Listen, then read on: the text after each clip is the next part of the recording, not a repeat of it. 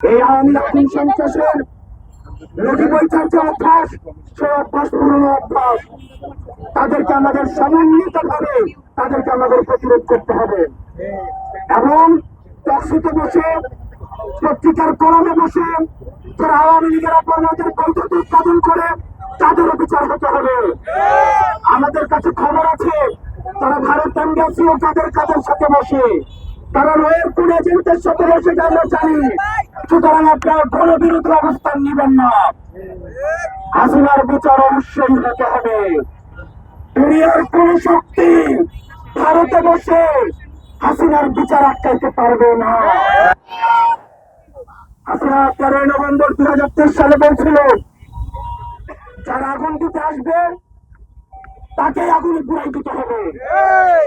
যারা এখন জীবন, সম্পদ, বাস, রিক্সাতে যারা আগুন দিতে আসবে, হাসিনার নির্দেশনা সবাই অনুসরণ করবেন।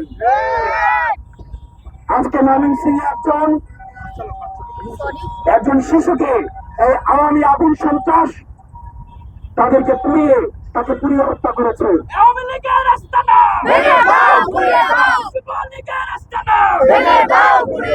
আমাদের ঐক্যবদ্ধভাবে মিডিয়া সন্ত্রাস, একটা পক্ষ রয়েছে আমাদের নিরলস মিডিয়ার বিরুদ্ধে, যারা পেশাদারির সাথে সাংবাদিকতা করতে চায় তাদের বিরুদ্ধে দাঁড়িয়ে গিয়ে আওয়ামী লীগের পক্ষে তারা মিডিয়া শ্রমিকের মধ্য দিয়ে তারা আওয়ামী পারপাস সার্ভ করে যাচ্ছে।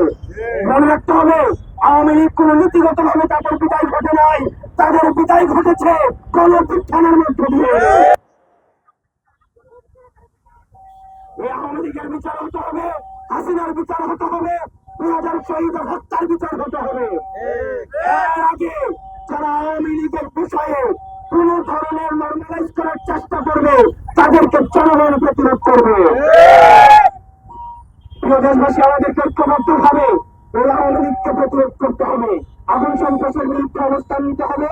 আমরা ঐক্যবদ্ধ ভাবে থাকবো যাতে করে আমাদের বিভাজনকে খুঁজে বানিয়ে আওয়ামী লীগ আবার পুনর্বাসন না হতে পারে। আপনারা ঐক্যবদ্ধ থাকবেন।